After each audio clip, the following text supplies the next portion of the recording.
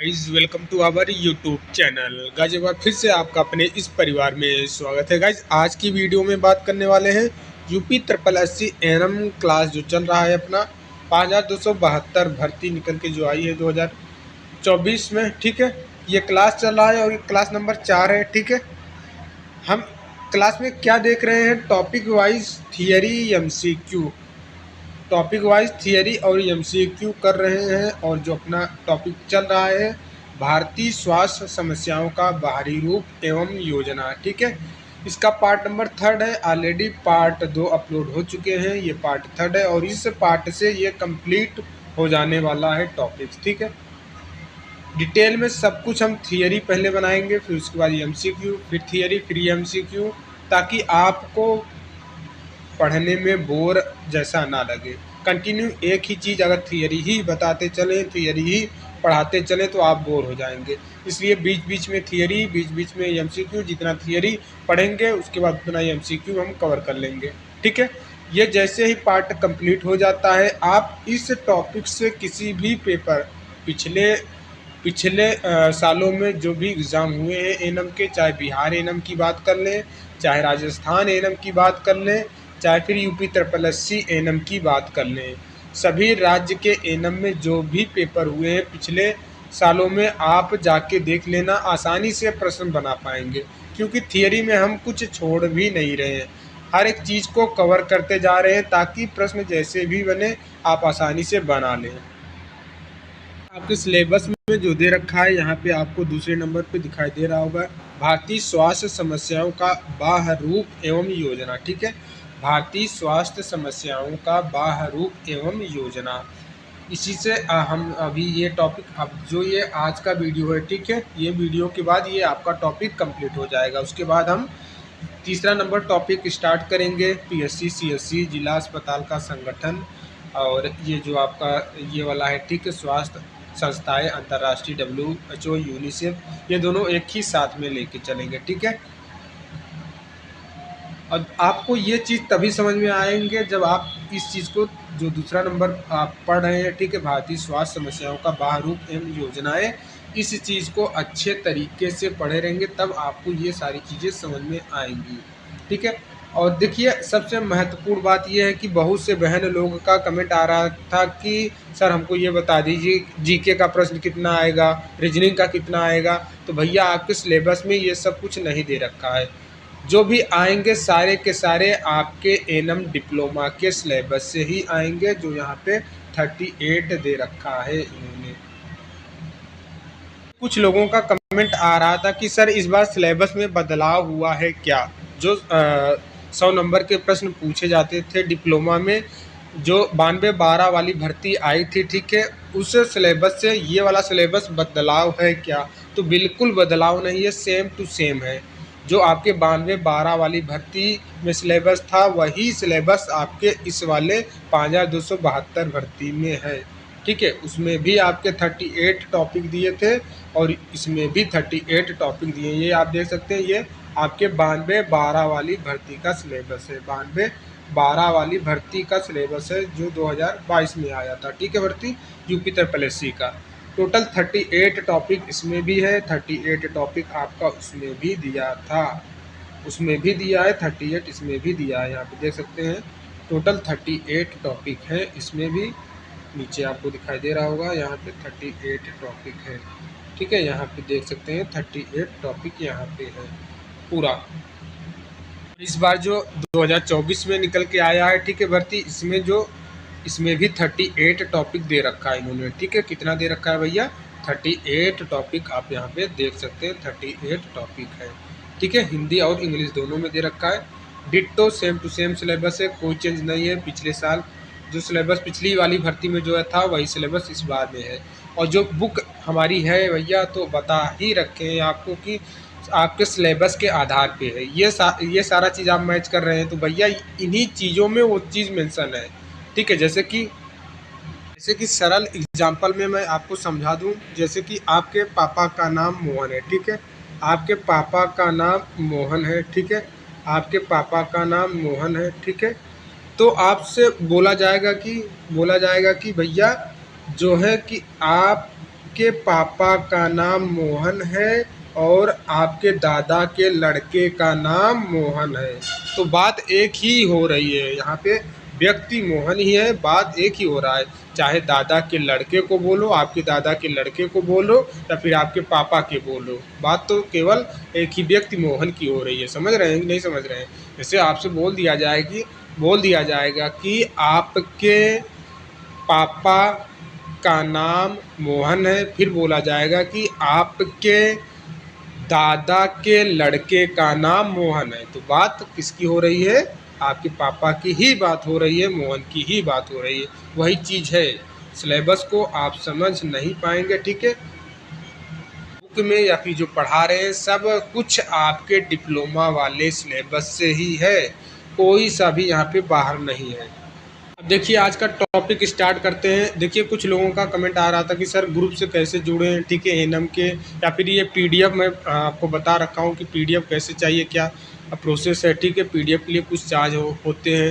देखिए कंटेंट इतना लंबा वीडियो, 1 घंटे का वीडियो बनाते हैं तो अकेले बस की बात नहीं है, यहाँ पे किसी की मदद लिया जाता है, ठीक है। टाइपिंग को लेकर, पीडीएफ को तैयार करने को लेकर, तो भैया मेरा तो छोड़ दीजिए, मैं तो आप लोगों के लिए समर्पित हूँ, ठीक है। किसी भी प्रकार का मेरा स्वार्थ नहीं रहता, लेकिन जो साथ में आ रहा है उसको तो देना पड़ता है, वो सारी चीज़ें तो करना पड़ता है। तो नॉर्मल छोटी सी बात होती है, फी है, ठीक है। वो आप ग्रुप में ऐड हो जाइएगा। ग्रुप में ऐड होने के बाद आपको वहाँ पे कॉन्टेक्ट नंबर हमारा मिल जाएगा, तो वहाँ से आप मैसेज भी कर सकते हैं, कॉल भी कर सकते हैं, ठीक है। तो पीडीएफ प्रोवाइड करा दिया जाएगा। पीडीएफ रहने से क्या रहता है, आपके पास पीडीएफ आ जाता है तो आप अच्छे तरीके से नोट्स भी बना सकते हैं या फिर उसको बार बार रिवाइज ही कर सकते हैं। तैयारी 50 बुक से नहीं किया जाता है, ठीक है, और ना ही 50 लोगों की वीडियो से। तैयारी केवल एक किताब से की जाती है, एक लोगों के वीडियो से किया जाता है। 10 किताबों को पढ़ने से अच्छा है कि आप एक ही किताब को 10 बार पढ़ लो, ठीक है। 10 किताबों को पढ़ने से अच्छा है कि आप एक ही किताब को 10 बार पढ़ लीजिए, ताकि सारी चीज़ें आपके दिमाग में एकदम अच्छे तरीके से बैठ जाए। सही किताब और सही टीचर का सिलेक्शन करके आप किसी भी, जो भी आपको अच्छा लगे किताब, जो भी आपको अच्छा टीचर लगे, उसी को सिलेक्ट करके कंटिन्यू उसी को फॉलो करते जाएं जब तक आपका पेपर नहीं हो जाता। हर एक टीचर अपने आप में पूरा प्रयास करता है कि बेस्ट से बेस्ट कंटेंट दे, ठीक है। हमारा भी प्रयास यही है कि हम आपको ऐसा कंटेंट दे कि सिलेक्शन आपका ना रुके, बल्कि सिलेक्शन ही ना हो, आपको अच्छे नंबर से सिलेक्शन हो, ताकि आपको अपना होम ज़िला मिले। सभी को पता है मेरिट में अच्छा नंबर रहता है तो होम ज़िला मिलने का ज़्यादा चांस हो जाता है। तो चलिए शुरू करते हैं। राष्ट्रीय स्वास्थ्य नीति, ये 1983 में, ठीक है। 1983 की राष्ट्रीय स्वास्थ्य नीति का मुख्य उद्देश्य देश में स्वास्थ्य सेवाओं की व्यापक पहुंच सुनिश्चित करना था। क्या था भैया? देश में स्वास्थ्य सेवाओं की व्यापक पहुंच सुनिश्चित करना था। यह नीति मुख्य रूप से मातृ एवं शिशु स्वास्थ्य, ध्यान देना, ये पॉइंट ध्यान देना, यह नीति मुख्य रूप से मातृ एवं शिशु स्वास्थ्य में सुधार, संक्रामक रोगों के उन्मूलन और स्वास्थ्य सेवाओं के विस्तार पर केंद्रित थी। इसमें प्राथमिक स्वास्थ्य सेवाओं को बढ़ावा देना, ग्रामीण क्षेत्रों में स्वास्थ्य सेवाओं का विकास और परिवार नियोजन कार्यक्रम के माध्यम से जनसंख्या वृद्धि को नियंत्रित करने का प्रयास किया गया था, ठीक है। एग्ज़ाम में पूछ लेता है, ठीक है, राष्ट्रीय स्वास्थ्य नीति के संदर्भ में कौन सा गलत है या राष्ट्रीय स्वास्थ्य नीति के संदर्भ में कौन सा सही है। फिर 4 ऑप्शन, इसी से रिलेटेड 4 ऑप्शन बना के दे देगा, तो आपको अच्छे से पढ़े रहेंगे तो क्लियर कर पाएंगे, वहाँ पे प्रश्न के उत्तर को अच्छे तरीके से क्लियर कर पाएंगे। अब देखिए राष्ट्रीय स्वास्थ्य नीति 2002 में जो आई थी, राष्ट्रीय स्वास्थ्य नीति 2002 का मुख्य उद्देश्य उत्तम स्वास्थ्य मानदंड प्राप्त करना और स्वास्थ्य सेवाओं की पहुंच को व्यापक बनाना तथा यह नीति के 5 मुख्य भाग निम्नलिखित है। इससे नीति के 5 भाग निम्नलिखित है। पहला, परिचय। नीति का उद्देश्य सभी के लिए स्वास्थ्य सेवाओं की उपलब्धता सुनिश्चित करना था, खासकर वंचित और गरीब वर्गों के लिए। क्लियर। और दूसरा वर्तमान परिदृश्य, ठीक है, वर्तमान परिदृश्य इसमें मौजूदा, ठीक है, इसमें क्या था भैया, इसमें मौजूदा स्वास्थ्य स्थिति, चुनौतियां और उपलब्ध सेवाओं की समीक्षा की गई। और थर्ड में क्या था उद्देश्य, इसका मुख्य उद्देश्य देश की आम जनसंख्या में उत्तम स्वास्थ्य मानदंडों को प्राप्त करना था, जिसके लिए यानी अब देखिए चौथे में क्या था, चौथे में 5 था ना भैया, यहाँ पे चौथा देखिए राष्ट्रीय नीति 2000 के नीति निर्देश, इनमें स्वास्थ्य सेवाओं को सुदृढ़ीकरण और विभिन्न पहलुओं पर मार्गदर्शन शामिल था। और 5वां क्या है संकलन, ठीक है, संकलन में क्या, इसमें नीतियों और नीतियाँ जो है, ठीक है, उनको सही तरीके से क्रियान्वयन करना, प्रक्रियाओं को समग्र विश्लेषण शामिल था। देखिए यहाँ पे, ठीक है, इसके पास, ठीक है, यहाँ पे आपने देखा होगा, यहाँ पे देखिए राष्ट्रीय स्वास्थ्य नीति 2002 का मुख्य उद्देश्य उत्तम स्वास्थ्य मानदंड प्राप्त करना और स्वास्थ्य सेवाओं की पहुंच को व्यापक बनाना था। नीति के 5 मुख्य भाग निम्नलिखित हैं। तो ये 5 भाग की बात है, ध्यान रखना, 5 आपको याद होना चाहिए, ठीक है, हेडिंग याद रहना चाहिए, ऑप्शंस बन जाते हैं, डायरेक्ट प्रश्न बन जाते हैं यहाँ से, ठीक है, ये नहीं है कि। अब देखिए इसके अन्य प्रमुख उद्देश्य थे भैया, क्या उद्देश्य थे, जैसे कि सकल घरेलू उत्पाद में स्वास्थ्य खर्च बढ़ाकर 2 से 3% करना, गरीबी रेखा से नीचे के लोगों के लिए निःशुल्क स्वास्थ्य सेवाएं प्रदान करना, और संक्रामक रोगों और गैर संक्रामक रोगों की रोकथाम और उपचार हेतु राष्ट्रीय स्वास्थ्य कार्यक्रमों को मजबूत करना। नेक्स्ट जो है, नेक्स्ट हम देखने वाले हैं प्रमुख राष्ट्रीय स्वास्थ्य कार्यक्रम। प्रमुख राष्ट्रीय स्वास्थ्य कार्यक्रम, इसमें पहला क्या है राष्ट्रीय वेक्टर जनित रोग नियंत्रण कार्यक्रम। इसमें मलेरिया, डेंगू, फाइलेरिया और जापानी एन्सेफेलाइटिस जैसे रोगों की रोकथाम शामिल है। क्लियर, प्रमुख राष्ट्रीय स्वास्थ्य कार्यक्रम में। अब ये देखिए प्रमुख राष्ट्रीय स्वास्थ्य कार्यक्रम में दूसरा पॉइंट क्या है, राष्ट्रीय आयोडीन अवशोषण विकार नियंत्रण कार्यक्रम, और राष्ट्रीय क्षय रोग नियंत्रण कार्यक्रम, ठीक है, राष्ट्रीय कैंसर नियंत्रण कार्यक्रम, ठीक है, और 5वां राष्ट्रीय एड्स नियंत्रण कार्यक्रम, 6ठा राष्ट्रीय परिवार कल्याण कार्यक्रम, और 7वां राष्ट्रीय मानसिक स्वास्थ्य कार्यक्रम, 8वां सार्वभौमिक टीकाकरण कार्यक्रम, और 9वां पल्स पोलियो टीकाकरण अभियान, ठीक है। ये सारे हैं किसके भैया, ये सारे हैं प्रमुख राष्ट्रीय स्वास्थ्य कार्यक्रम के। अब देखिए राष्ट्रीय मलेरिया उन्मूलन कार्यक्रम के बारे में हम देखने वाले हैं। देखिए इसमें क्या देखने वाले हैं भैया कि राष्ट्रीय मलेरिया उन्मूलन कार्यक्रम का विवरण एक बार देख लीजिए सही तरीके से, मतलब सारांश के रूप से आपको सारी चीज़ें यहाँ पे याद करना होगा। जैसे कि 1955 में प्रारंभ किया गया, यह कार्यक्रम 1963 तक देश में प्रभावी रहा। 1955 में प्रारंभ किया गया राष्ट्रीय मलेरिया उन्मूलन कार्यक्रम 1955 में प्रारंभ किया गया, और यह 1963 तक देश में प्रभावी रहा, लेकिन 65 तक मात्र 0.09 मिलियन रोगी दर्ज किए गए। 1977 में कार्यक्रम को संशोधित किया गया, जिसका मुख्य उद्देश्य मलेरिया से होने वाली मृत्यु दर को शून्य करना था। क्लियर। अब देखिए राष्ट्रीय स्वास्थ्य नीति 2002 का मुख्य उद्देश्य क्या था, कुछ एमसीक्यू हम बना लेते हैं यहाँ पे, ठीक है, एमसीक्यू बना लेते हैं। देखिए इसका उद्देश्य क्या है, स्वास्थ्य पर सकल घरेलू उत्पाद खर्च 5% करना, नहीं 2 से 3 हमने आपको थियरी में बताया था। देश के हर नागरिक के लिए उत्तम स्वास्थ्य मानदंडों को प्राप्त करना, जी हाँ, ठीक है, केवल शहरी क्षेत्र में केवल वर्ड जिस भी प्रश्न में आ जाता है, ठीक है, वो गलत हो जाता है, यहाँ पे भी गलत हो जाएगा।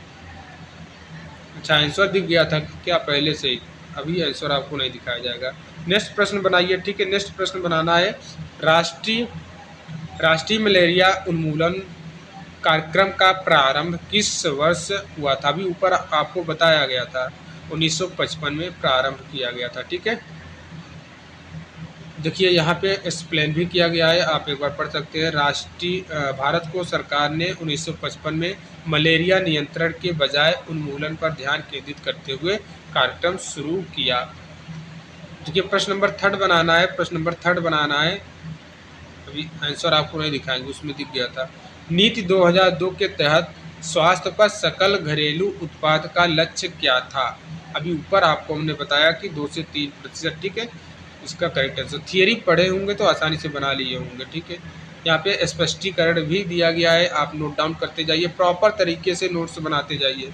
बुक एक नोटबुक आती है, ठीक है, स्पाइरल वाली, वो उसको आप ले लीजिएगा, ठीक है, महंगी है, मोटी सी ले लीजिएगा। उसी में सारा कुछ अच्छे से सुंदर अक्षरों से नोट्स को तैयार करिए, क्लियर, सुंदर राइटिंग में, ठीक है, सुंदर राइटिंग में आप नोट्स को ब्लैक ब्लू पेन के साथ। देखिए प्रश्न नंबर 4 बनाना है। राष्ट्रीय वेक्टर जनित रोग नियंत्रण कार्यक्रम का संबंध निम्नलिखित में से किससे है? तपेदिक से है, या फिर कैंसर से है, या फिर मलेरिया और डेंगू से है, या फिर पोलियो से? इसका करेक्ट आंसर क्या हो जाएगा? इसका करेक्ट आंसर क्या? अरे भैया ऊपर तो हमने बताया ना, राष्ट्रीय वेक्टर जनित रोग, मलेरिया और डेंगू। इसका correct answer option number C हो जाएगा। स्पष्टीकरण में देख सकते हैं, इस कार्यक्रम का उद्देश्य मलेरिया, फाइलेरिया, डेंगू और जापानी जैसे वेक्टर जनित रोगों की रोकथाम करना, ठीक है। अब देखिए प्रश्न नंबर 5 बनाना है। प्रश्न नंबर 5 बना लेते हैं, उसके बाद हम फिर से थियरी देखेंगे। पल्स पोलियो टीकाकरण अभियान के अंतर्गत मुख्य उद्देश्य क्या था? केवल ग्रामीण क्षेत्रों में पोलियो का उन्मूलन, ग्रामीण या फिर पोलियो के सभी मामलों को समाप्त करना? इसका राइट आंसर क्या हो जाएगा बताना है। या फिर एड्स रोगियों का देखभाल, एड्स तो होगा नहीं, वैसे ही पल्स पोलियो टीकाकरण का अभियान है, तो एड्स कहाँ से, ठीक है। केवल बच्चों, हमने आपको बताया केवल जिस ऑप्शन में आ जाता है वो प्रश्न को मैक्सिमम चांस रहता है कि गलत कर दे, तो ये वाला ऑप्शन गलत होगा, ये वाला ऑप्शन गलत होगा, ठीक है। और एड्स वाला तो आपने वैसे ही काट दिया, पोलियो की बात हो रही तो एड्स होगा नहीं। यहाँ पे राइट आंसर बी हो जाएगा, पोलियो के सभी मामलों को समाप्त करना। जो प्रश्न आपको आ नहीं रहा है, थोड़ा लॉजिक, थोड़ा दिमाग लगा के भी काट सकते हैं उस ऑप्शन को। देखिए पल्स पोलियो अभियान का लक्ष्य पोलियो के सभी मामलों का पूर्ण उन्मूलन था। अच्छा अभी और प्रश्न है एमसीक्यू। देखिए बताना है 6 नंबर बताना है आपको। 6 नंबर प्रश्न पूछ रहा है, राष्ट्रीय मानसिक स्वास्थ्य कार्यक्रम का मुख्य उद्देश्य क्या है? केवल बच्चों के मानसिक स्वास्थ्य पर ध्यान देना, या फिर मानसिक रोगों के उन्मूलन के लिए व्यापक सेवाएं प्रदान करना, या फिर स्वास्थ्य सेवाओं के खर्च को बढ़ाना, या फिर मानसिक स्वास्थ्य पर शोध का विस्तार करना? ये बहुत ही आसान प्रश्न है। पहले तो ऑप्शन नंबर 1 कट जाएगा, केवल वर्ड आ गया है, ठीक है। उसके बाद यहाँ पे देखिए राष्ट्रीय मानसिक स्वास्थ्य कार्यक्रम का मुख्य उद्देश्य क्या है? मानसिक, तो मानसिक की ही बात करना है, ठीक है। सी वाला भी नहीं होगा, स्वास्थ्य सेवाओं के खर्च को बढ़ाना, ऐसा तो है नहीं भैया, खर्च कहाँ बढ़ाते हैं, सेवाओं को खर्च बढ़ाना कोई उद्देश्य नहीं हो जाता है, ठीक है। यहाँ पे डी वाला देखिए, मानसिक स्वास्थ्य पर शोध का विस्तार करना, शोध पर विस्तार क्या करेंगे भैया? इसका correct answer option number B हो जाएगा, ठीक है। मानसिक रोगों के उन्मूलन के लिए व्यापक सेवाएं प्रदान करना। स्पष्टीकरण आप देख लीजिए एक बार, ठीक है। हम पढ़ेंगे तो फिर वीडियो वैसे ही लंबी हो जाएगी, ऊपर थियरी पढ़ते हुए आए तो नीचे पढ़ने की ज़रूरत है नहीं, वो नोट्स आप प्रॉपर तरीके से बना पाएँ, इसलिए हम स्पष्टीकरण देते हैं, ठीक है, ताकि आपके दिमाग में सारी चीज़ें बैठ जाएँ अच्छे तरीके से। राष्ट्रीय स्वास्थ्य नीति 1983 की प्राथमिकता क्या थी? पहला ऑप्शन दे रखा है केवल, तो वैसे ही काट देना है। जनसंख्या नियंत्रण पर ध्यान केंद्रित करना, या मातृ एवं शिशु स्वास्थ्य में सुधार, या फिर डी वाला केवल है? तो बताइए भैया इसका करेक्ट आंसर क्या हो जाएगा? इसका करेक्ट आंसर देखिए, ये वाला कट गया, डी वाला और ए वाला कट गया, बचा 2 ऑप्शन, जनसंख्या नियंत्रण पर ध्यान केंद्रित करना, या फिर मातृ एवं शिशु सुधार करना। ये नहीं होगा, बी वाला नहीं होगा, यहाँ पे सी वाला करेक्ट हो जाएगा, मातृ एवं शिशु स्वास्थ्य में सुधार करना राष्ट्रीय स्वास्थ्य नीति 1983 की प्राथमिकता थी। स्पष्टीकरण आप देख सकते हैं, सही तरीके से यहाँ पे लिखा गया स्पष्टीकरण। अब प्रश्न नंबर 8 पे चलते हैं। प्रश्न नंबर 8 क्या बोल रहा है भैया? राष्ट्रीय एड्स, देखिए राष्ट्रीय एड्स नियंत्रण कार्यक्रम के अंतर्गत निम्नलिखित में से क्या लक्ष्य था? सभी एड्स रोगियों का उपचार, या फिर एड्स की रोकथाम और जागरूकता को बढ़ाना, या फिर सभी स्वास्थ्य सेवाओं का निजीकरण, या फिर केवल एड्स केवल गरीब क्षेत्रों तक सीमित रखना? देखिए इसका राइट आंसर क्या हो जाएगा भैया? इसका करेक्ट आंसर क्या हो जाएगा? सभी एड्स रोगियों का उपचार, ये नहीं हो सकता है। सभी की बात है। और यहाँ पे बोला है एड्स केवल गरीब क्षेत्रों तक सीमित रखना, ये भी नहीं है। सभी स्वास्थ्य को सेवाओं का निजीकरण, ये भी गलत हो जाएगा, ठीक है। यहाँ पे right answer option number B हो जाएगा, ठीक है। एड्स की रोकथाम और जागरूकता को बढ़ाना, उपचार थोड़ी ना कर पाएंगे यार, अब जान ही रहे लाइलाज है वो चीज़, तो कहाँ से उपचार करेंगे उसका। देखिए अब नेक्स्ट थियरी हम पढ़ते हैं, मलेरिया नियंत्रण और उन्मूलन कार्यक्रम। मलेरिया नियंत्रण और उन्मूलन कार्यक्रम हेडिंग आपको डाल लेना है नोटबुक में। लिखना क्या है इसमें सारांश के रूप में, भारत सरकार ने मलेरिया नियंत्रण के लिए कई योजनाएं और कार्यक्रम शुरू किए हैं, जिनका उद्देश्य मलेरिया रोग की दर को कम करना, इसके प्रसार को रोकना और मलेरिया के प्रभाव को समाप्त करना। 1999 में मलेरिया उन्मूलन के बजाय राष्ट्रीय एंटी मलेरिया कार्यक्रम लागू किया गया। प्रश्न बनता है, बताइए मलेरिया, ठीक है, जो 1999 में मलेरिया उन्मूलन चला था उसको राष्ट्रीय एंटी मलेरिया कार्यक्रम दिया गया, ठीक है। तो ये किस सन में, 1999 में याद करना है, लागू किया गया, जिसका उद्देश्य शीघ्र निदान, उपचार और वेक्टर नियंत्रण उपायों के माध्यम से मलेरिया की रोकथाम करना था। अब देखिए मलेरिया योजना के उद्देश्य खतरनाक मलेरिया के मामलों को नियंत्रित करना, ये पहला है, हो गया, ठीक है, पहला पॉइंट है। और दूसरा पॉइंट है उच्च जोखिम वर्ग में मलेरिया दर को नियंत्रित करना। खतरनाक मलेरिया के मामलों को नियंत्रित करने में क्या है, यह योजना खतरनाक मलेरिया के रोगियों की जल्द पहचान और इलाज सुनिश्चित करती है, ठीक है। दूसरे पॉइंट में इन्होंने बोला है उच्च जोखिम वर्ग के मलेरिया दर को नियंत्रित करना। तीसरे पॉइंट में बोला है स्थानीय, कि थोड़ा टाइपिंग एरर है, ठीक है, स्थानिक कार्य होगा यहाँ पे, स्थानिक मारी लिखा है क्या, स्थानिक मारी, हाँ ठीक है, स्थानिक मारी और स्थानिक मारी वाले क्षेत्रों में मलेरिया पर नियंत्रण, मलेरिया के उच्च प्रसार वाले स्थान में इसकी दर को कम करना होता है, ठीक है। अब देखिए दवा प्रतिरोधी मलेरिया, चौथे पॉइंट में इन्होंने बताया कि दवा प्रतिरोधी मलेरिया परजीवी को सीमित करना, ठीक है। तो ये चार पॉइंट हैं मलेरिया कार्य योजना का उद्देश्य में, 4 पॉइंट बताया है, पूछ लेगा, बताइए इनमें से कौन सा मलेरिया कार्य योजना का उद्देश्य नहीं है। अगर आप ये सारा जो बताया गया है चारों पॉइंट याद रखेंगे तो आसानी से प्रश्न को बना लेंगे, ठीक है। 4 कहाँ है, और उसके आगे भी है क्या भाई, यहाँ 5 भी है, ठीक है। ये 5वां पॉइंट हो गया शहरी क्षेत्रों में नियंत्रण उपाय, और ये 6ठे पॉइंट में हो गया वेक्टर घनत्व में कमी, ठीक है। और 7वें पॉइंट में दे रखा है इन्होंने स्वास्थ्य कर्मियों के माध्यम से निगरानी, स्वास्थ्य कर्मियों के माध्यम से निगरानी। तो ये 7 पॉइंट है, ठीक है। इसका उद्देश्य में मलेरिया कार्य योजना के उद्देश्य में 7 चीज़ें हैं, 7 हेडिंग आपको याद करके रखना है, ठीक है। वेक्टर घनत्व में कमी में क्या होता है भैया, मच्छर के घनत्व को नियंत्रित करना ताकि मलेरिया का प्रसार रोका जा सके, ठीक है। और इसी में शहरी क्षेत्रों में नियंत्रण उपाय, शहरी क्षेत्रों में नियंत्रण उपाय इसमें लार्वा रोधी उपाय, जैसे कि लार्वा भोजी मछलियों का उपयोग, मच्छरदानी वितरण और संक्रमण तकनीक का उपयोग देखते नहीं आप, अब तो दवा भी छिड़काव करते हैं लोग, ठीक है। और मच्छरदानी का भी वितरण करते हैं, ठीक है, फ्री ऑफ कॉस्ट गवर्नमेंट कर रही है। देखिए मलेरिया नियंत्रण के लिए निगरानी, ठीक है, मलेरिया नियंत्रण के लिए निगरानी में क्या देखना है, निगरानी का उद्देश्य बीमारी के प्रसार और स्वास्थ्य की स्थिति को जानना है। यह प्रक्रिया 2 प्रकार की निगरानी से संचालित होती है, पहला क्या, सक्रिय, ठीक है, और दूसरा वहीं पे क्या हो जाएगा, निष्क्रिय। सक्रिय में क्या देखना है हमको, सक्रिय में देखना है कि यह है, इसमें स्वास्थ्य कार्यकर्ता घर घर जाकर बुखार रोगियों की जांच करते हैं, उनकी रक्त पट्टिका बनाते हैं और क्लोरोक्वीन जैसी दवाएं, आपको पता ही होगा ये मलेरिया में दिया जाता है, ठीक है, क्लोरोक्वीन जैसी दवाएं होती हैं। निष्क्रिय में क्या होता है, निष्क्रिय निगरानी में इसमें स्वास्थ्य केंद्रों, उपकेंद्रों और अस्पतालों के माध्यम से मलेरिया रोगियों की पहचान की जाती है, जांच के लिए रक्त नमूने भेजे जाते हैं और पॉजिटिव पाए जाने पर इलाज किया जाता है निष्क्रिय निगरानी में, ठीक है। निष्क्रिय निगरानी में जो भी स्वास्थ्य केंद्र होते हैं, उपकेंद्र होते हैं या फिर अस्पताल होते हैं, उनके माध्यम से मलेरिया रोगियों की पहचान किया जाता है। और सक्रिय में खुद घर जा के तो सक्रिय और निष्क्रिय में क्या अंतर है भैया?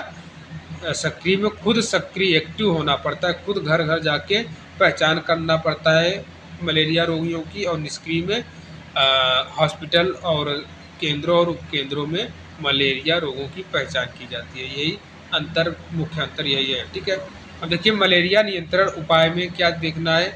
मलेरिया नियंत्रण उपाय में शीघ्र निदान और उपचार, मलेरिया रोगियों की जल्दी पहचान और शीघ्र उपचार से मलेरिया का प्रभावी नियंत्रण किया जाता है। ठीक है, अब दूसरे पॉइंट में क्या बोला इन्होंने, वेक्टर नियंत्रण उपाय। वेक्टर नियंत्रण उपाय में देखना है, इसमें मच्छरदानी का उपयोग, उसके बाद DDT का छिड़काव। किसका भैया? DDT, ये भी इम्पोर्टेंट है, ध्यान देना है, प्रश्न बन सकता है। छिड़काव और लार्वा रोधी तकनीक का इस्तेमाल शामिल है। तीसरे पॉइंट में साफ सफाई और जागरूकता। साफ सफाई, आसपास की जगह को साफ सुथरा रखना, पानी इकट्ठा ना होने देना। ठीक है, लोगों को मलेरिया के प्रति जागरूक बनाना, जल मल निकास उचित व्यवस्था और मच्छरदानी के उपयोग के लिए प्रेरित करना। तो ये सभी क्या है भैया? मलेरिया नियंत्रण, मलेरिया को नियंत्रण करने के उपाय हैं। ठीक है, इन सभी उपायों से मलेरिया को कुछ हद तक रोका जा सकता है। क्लियर? अब देखिए राष्ट्रीय फाइलेरिया नियंत्रण कार्यक्रम क्या है। राष्ट्रीय फाइलेरिया नियंत्रण कार्यक्रम क्या है? 1955 में ये शुरू किया गया था, आपको ध्यान देना है, 1955 में शुरू किया गया था। यह कार्यक्रम भारत के कई राज्यों में फैले फाइलेरिया को नियंत्रण करने के उद्देश्य से चलाया जाता है। 1973 में, ठीक है, इसे शहरी मलेरिया योजना के साथ जोड़ा गया। ठीक है, 1955 में शुरू किया गया और 1973 में इसको शहरी मलेरिया योजना के साथ जोड़ दिया गया, ताकि संसाधनों का अधिकतम उपयोग हो सके। 2015 तक फाइलेरिया उन्मूलन का लक्ष्य निर्धारित किया गया था, जिसमें सामूहिक औषधि वितरण और गृह आधारित उपचार जैसी योजनाएं शामिल हैं। क्लियर? तो ये आपको एक प्रकार से सारांश में देख लेना है। अब हम एक एक करके नीचे यहाँ पे देखेंगे प्रश्न। ठीक है, अब फिर प्रश्न बना लेते हैं, जो आपने थियरी पढ़ा उसी से संबंधित प्रश्न बनाना है। पहला प्रश्न क्या है? राष्ट्रीय एंटी मलेरिया कार्यक्रम NAMP ठीक है किस वर्ष शुरू किया गया? तो बताइए इसका करेक्ट आंसर ऑप्शन नंबर, अभी ऊपर थियरी में आपने देखा, ठीक है, 1999, इसका राइट आंसर 1999। अब देखिए यहाँ पे स्पष्टीकरण भी दिया गया है, ठीक है, आप पढ़ सकते हैं। अब हम अगली प्रश्न की ओर चलते हैं भैया। प्रश्न नंबर सेकंड देखना है। प्रश्न नंबर सेकंड पूछ रहा है क्या भैया? सक्रिय निगरानी का मुख्य उद्देश्य क्या है? हमने आपको बताया सक्रिय और निष्क्रिय में क्या डिफरेंस होता है। सक्रिय में खुद जाना पड़ता है घर घर। देखिए केवल शहरी क्षेत्रों में मलेरिया का पता लगाना, केवल वर्ड आ गया तो वैसे ही कट जाएगा। रोगियों की रक्त पट्टिका बनाकर शीघ्र उपचार प्रदान करना, मलेरिया के प्रकोप के दौरान दवाओं का वितरण, या फिर केवल सरकारी अस्पतालों में रोगियों का इलाज करना, ऐसा नहीं है। ठीक है, दो ऑप्शन तो कट गए। अब रोगियों की रक्त पट्टिका बनाकर ऊपर थियरी में हमने आपको बताया है। ठीक है, इसका correct answer option number B हो जाएगा, राइट आंसर बी हो जाएगा। स्पष्टीकरण आप देख सकते हैं। अब प्रश्न नंबर थर्ड की ओर चलते हैं। देखिए प्रश्न नंबर थर्ड बताना है क्या? मलेरिया नियंत्रण कार्यक्रम जो है आपका DDT का प्रयोग कब किया जाता है? जब वार्षिक परजीवी सूचांक 2 से कम हो, जब वार्षिक परजीवी सूचांक 2 से अधिक हो, केवल ग्रामीण क्षेत्रों में, या फिर केवल मलेरिया महामारी के दौरान।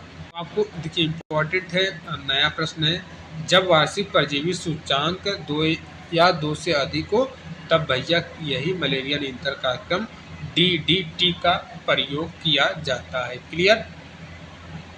स्पष्टीकरण दे सकते हैं, जिन क्षेत्रों में वार्षिक परजीवी सूचांक 2 से अधिक होता है वहाँ DDT का छिड़काव किया जाता है। देखिए प्रश्न नंबर 4 देखना है, फाइलेरिया उन्मूलन कार्यक्रम का मुख्य उद्देश्य क्या था? अभी थियरी में आपने पढ़ा, आसानी से बना लेंगे। सभी प्रकार के बीमारियों का उन्मूलन, या फिर लिम्फेटिक फाइलेरिया का 2015 तक उन्मूलन, या फिर मलेरिया का पूर्ण उन्मूलन, या फिर केवल शहरी क्षेत्रों में रोगियों का इलाज। करेक्ट आंसर क्या हो जाएगा? लिम्फेटिक फाइलेरिया का 2015 तक उन्मूलन। क्लियर? यहाँ पे आप पढ़ सकते हैं स्पष्टीकरण में। अब देखिए प्रश्न नंबर 4 देखने वाले हैं। प्रश्न नंबर 4 यहाँ पे बताया जा रहा है कि फाइलेरिया उन्मूलन कार्यक्रम का मुख्य उद्देश्य क्या है? सभी प्रकार की बीमारियों का उन्मूलन या फिर लिम्फेटिक फाइलेरिया का 2015 तक उन्मूलन। वही रिपीटेड प्रश्न है यार, ठीक है।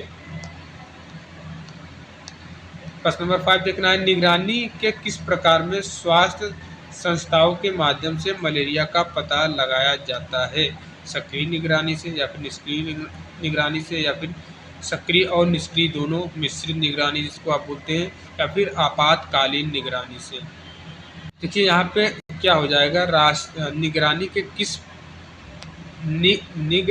के किस प्रकार में स्वास्थ्य संस्थाओं के माध्यम से, स्वास्थ्य संस्थाओं, ठीक है, संस्था की बात आ गई है, मतलब केंद्र, उपकेंद्र या फिर जिला अस्पताल, उसकी बात हो रही है। तो ये किस में होता है भैया? निष्क्रिय निगरानी में होता है। सक्रिय में तो घर घर जाके खुद करना पड़ता है, मलेरिया रोगों को पहचानना होता है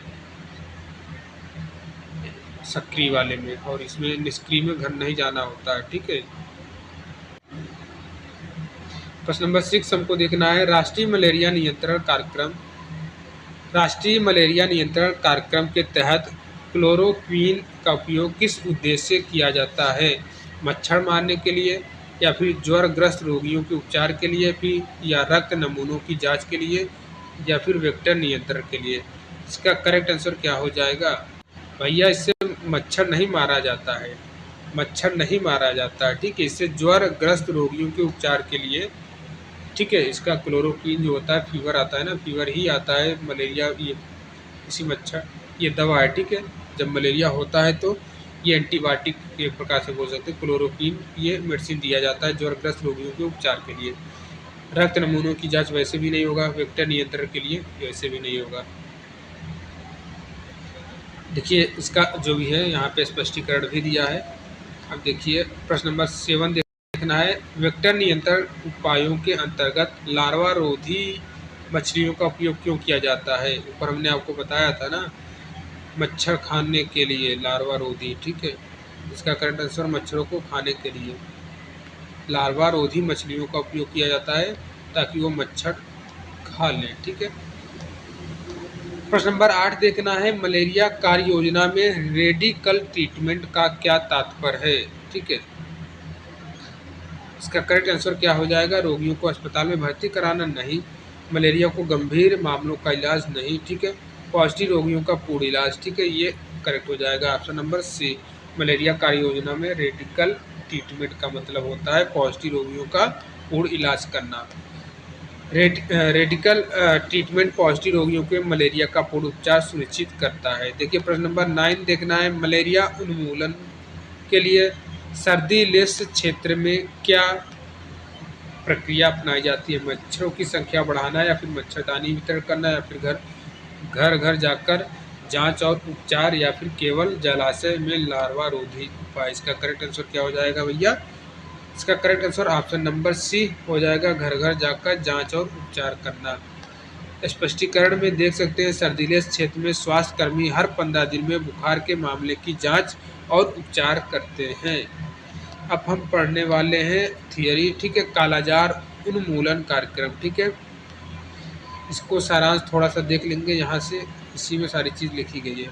देखिए, राष्ट्रीय स्वास्थ्य नीति 2002 के अंतर्गत भारत सरकार ने 2010 तक कालाजार को समाप्त करने का लक्ष्य निर्धारित किया, ठीक है, निर्धारित किया था। इसके तहत 2003 और 4 से केंद्र सरकार उन राज्यों में 100% सहायता दे रही है जहां यह बीमारी स्थानीय बीमारी है, ठीक है, स्थानिक बीमारी का रूप ले चुकी है, जैसे बिहार, झारखंड, पश्चिम बंगाल।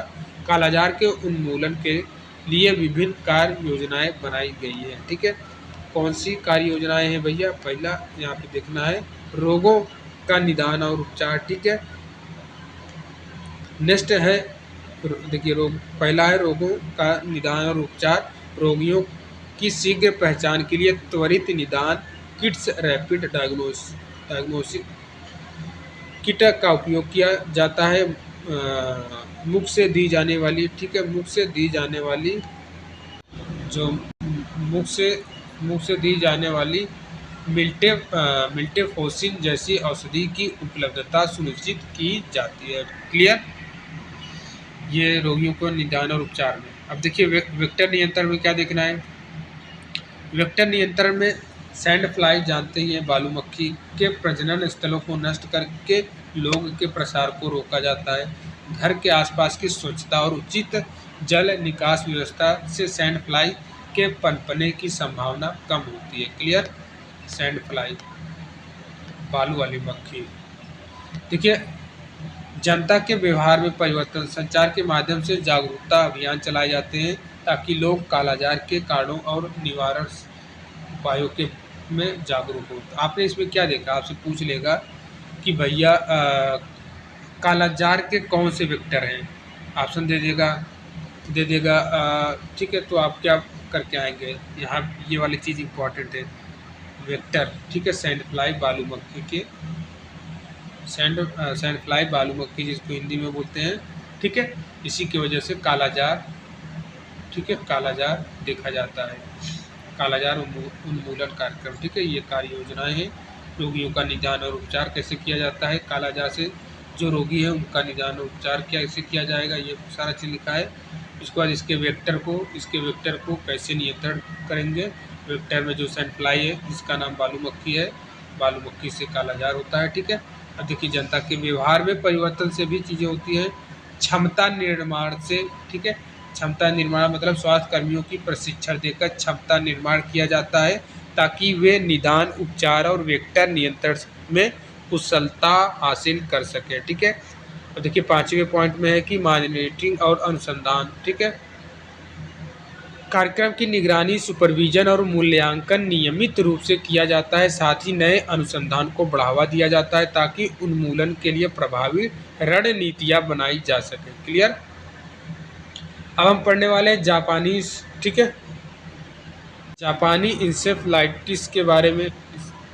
इसका क्या चीज़ है, देखिए यहाँ पे जापानी इंसेफ्लाइटिस एक मच्छर जनित वायरल रोग है जिसकी मृत्यु दर बहुत अधिक है। यह उन क्षेत्रों में अधिक पाया जाता है जहां मनुष्य पर पशु के बीच घनिष्ठ संपर्क होते हैं। मनुष्य और पशु के बीच घनिष्ठ संपर्क होता है चूंकि मनुष्य इस रोग का अंतिम वाहक होता है। क्लियर? मनुष्य इस रोग का अंतिम वाहक होता है, इसलिए इसे संक्रमित व्यक्ति से यह रोग अन्य रोग में नहीं फैलता है। क्लियर? अब देखिए कार्य योजनाएं में इसमें क्या देखना है, कार्य योजनाएं क्या है भैया, किसका, ये जापानी इंसेफ्लाइटिस का कार्य योजनाएं क्या है, कौन सा योजना करेंगे कार्य योजना। पहले तो शीघ्र निदान और उपचार भी देख लेते हैं। उचित उपचार में क्या रहेगा, रोगी को शीघ्र पहचान करना है, त्वरित उपचार से मृत्यु और जटिलताओं को कम करना है। दूसरे पॉइंट में वेक्टर को इसके नियंत्रण करना है। इसमें क्या करेंगे, मच्छरदानी का प्रयोग, शरीर को ढक कर रखना, लार्वा रोधी उपायों को अपनाकर मच्छरों की संख्या को नियंत्रण करेंगे ताकि चीज़ें वेक्टर नियंत्रण में आ सके, ठीक है, वेक्टर नियंत्रण में आ सके। जापानी इंसेफ्लाइटिस, ठीक है। टीकाकरण भी इसका होता है। टीकाकरण में क्या है, 2006 से व्यापक प्रतिरक्षण कार्यक्रम के अंतर्गत प्रभावित जिलों में 15, ठीक है, प्रभावित जिलों में, कुछ ही जिलों में है, प्रभावित जिलों में 15 वर्ष तक के बच्चों को जेई का टीका, ठीक है, ऐसे 42 दिया जाता है। जो काम कर रहे हैं संविदा पे उनको पता होगा, ठीक है, वो लगाती है जेई का टीका। देखिए डेंगू बुखार नियंत्रण कार्यक्रम।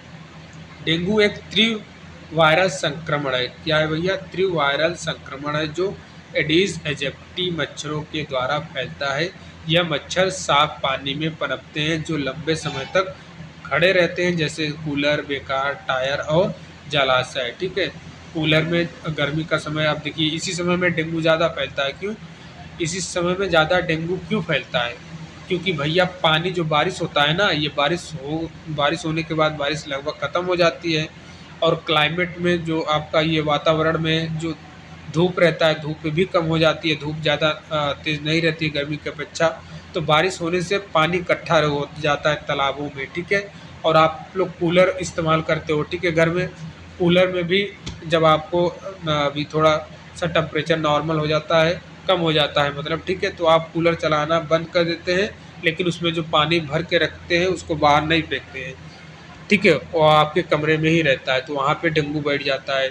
और बारिश होने से गड्ढे, तालाब, नाले, नालियाँ, ठीक है, टायर फायर ये जो है सब में पानी भरा रहता है, काफ़ी दिनों तक इकट्ठा रहता है, तो यहीं पे ही ये सारे डेंगू मच्छर पनपते हैं, यही यही इनका घर रहता है।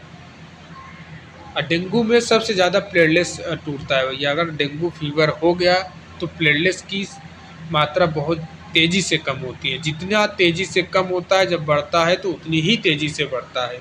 एक दिन में 10,000 कम होता है, तो जब बढ़ने लगता है तो 10-10 हज़ार, 20-20 हज़ार एक ही दिन में बढ़ता है।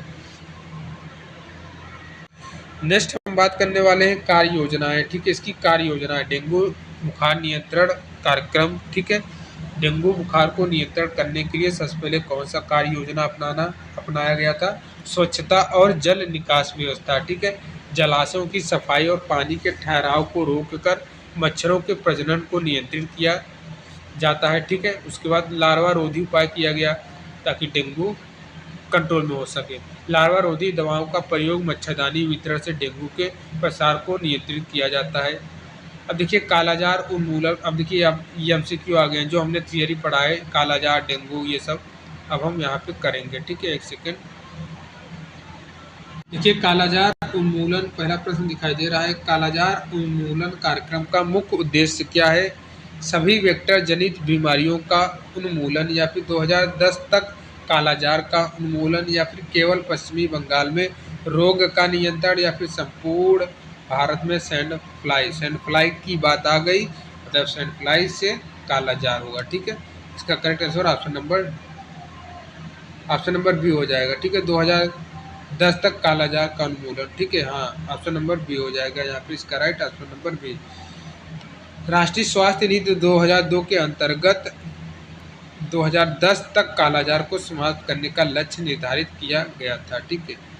ये वेक्टर होता है, ठीक, सैंड फ्लाई जो होती है, सैंड फ्लाई ये वेक्टर है कालाजार का, क्लियर।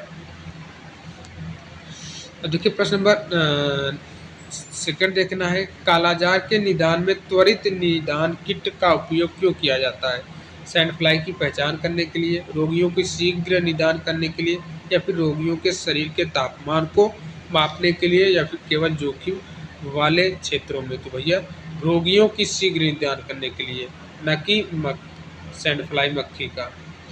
देखिए यहाँ पे करेक्ट आंसर हो जाएगा ऑप्शन नंबर बी, त्वरित निदान किट का उद्देश्य कालाजार रोगियों का शीघ्र सटीक निदान करना।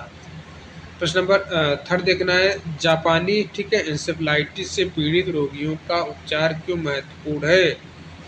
ऑप्शन देखना है, क्योंकि रोगों का कोई विशिष्ट उपचार नहीं है, केवल अस्पतालों में इसका इलाज किया जा सकता है, या फिर यह रोग केवल ग्रामीण क्षेत्रों में पाया जाता है, या फिर रोगों की त्वरित उपचार आवश्यक नहीं है। तो इसका करेक्ट आंसर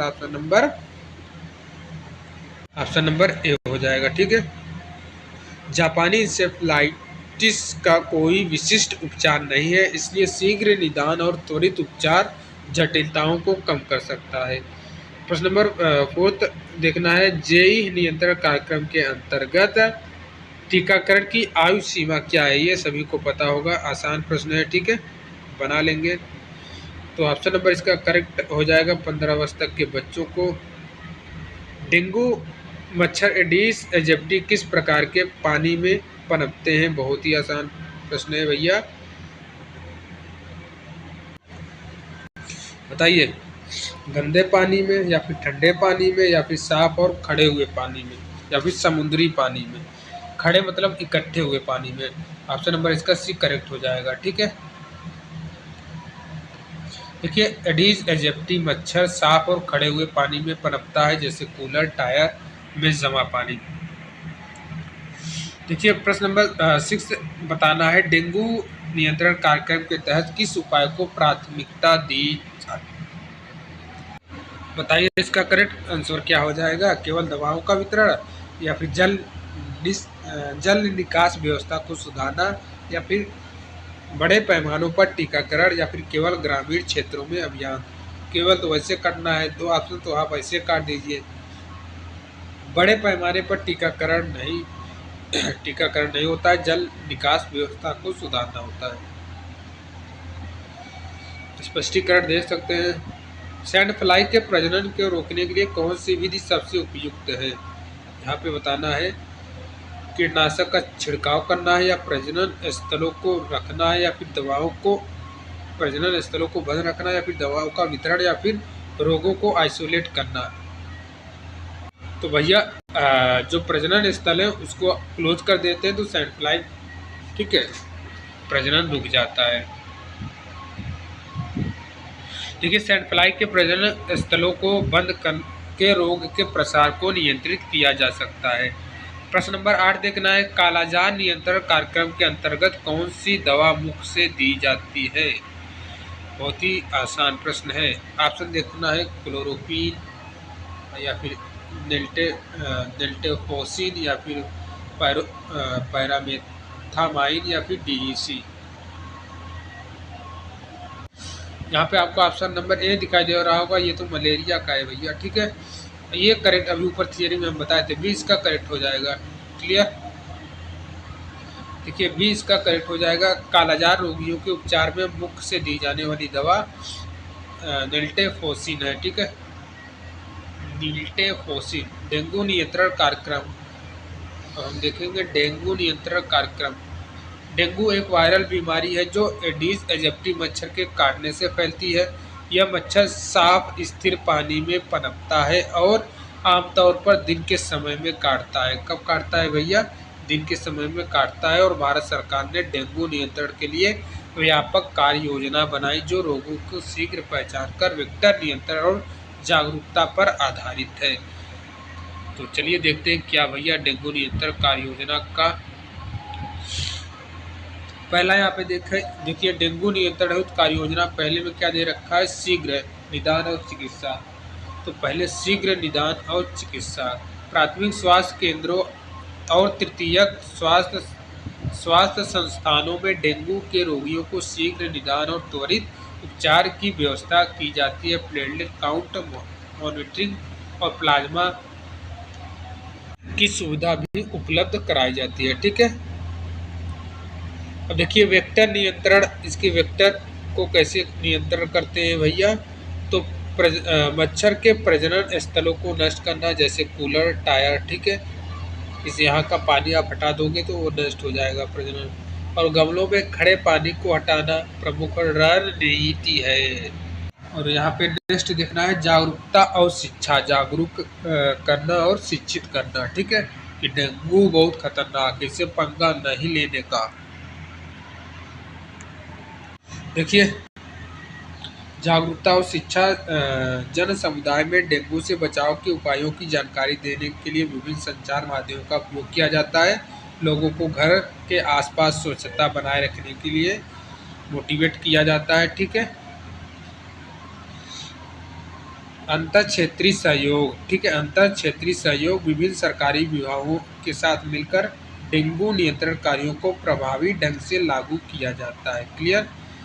5वें पॉइंट में दे रखा है व्यक्तिगत सुरक्षा और उपाय, मच्छरों के काटने से बचाव के लिए पूरी आस्तीन के कपड़े पहनना और मच्छर भगाने वाले उत्पादों का उपयोग करना शामिल है। जैसे मच्छर अगरबत्ती आती है अभी मार्केट में, ठीक है, जैसे पूजा पहले नहीं आती थी, अभी ये 2-3 साल से दिखाई दे रहा है, 2 सालों से। जैसे जो पूजा करने वाली अगरबत्ती नहीं होती है वैसे ही मच्छर अगरबत्ती आने लगी है।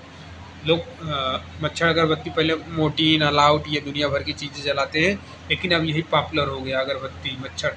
जो पूजा वाली अगरबत्ती रहती है सेम वैसे ही रहेगा, सेम वैसे ही रहता है जो पूजा करते हैं, ठीक है, जो पूजा वाली अगरबत्ती रहती है वैसे ही ये अगरबत्ती रहती है।